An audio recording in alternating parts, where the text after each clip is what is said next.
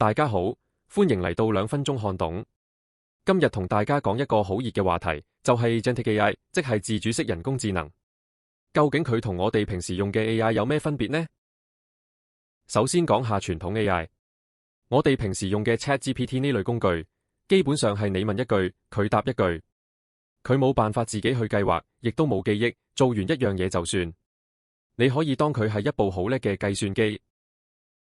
但係 Agentic AI 就完全唔同，佢可以自己定目標，自己拆解任務，揀啱嘅工具去做，做完仲識得自己檢查同修正。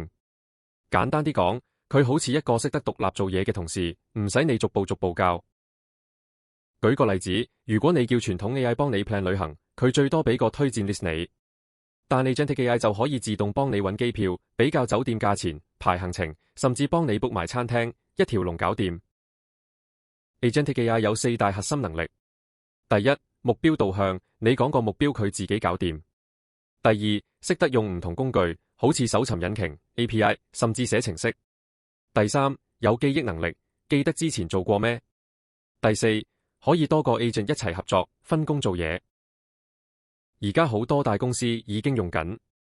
Google 有 Project Mariner 可以自動瀏覽網頁， Microsoft 有 Copilot Studio 做企業 AI agent，OpenAI 嘅 GPT 亦都可以 call 工具做任務，連好多銀行同保險公司都開始部署。咁對我哋有咩影響呢？工作效率一定會大幅提升，好多重複性嘅工作會被取代，但同時人類可以更加專注喺創意同決策上面。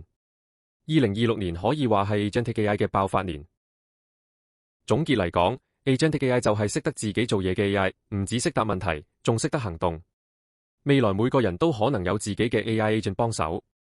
如果你覺得呢條片有用，記得 like 同 subscribe 2分鐘看懂頻道，我哋下次見。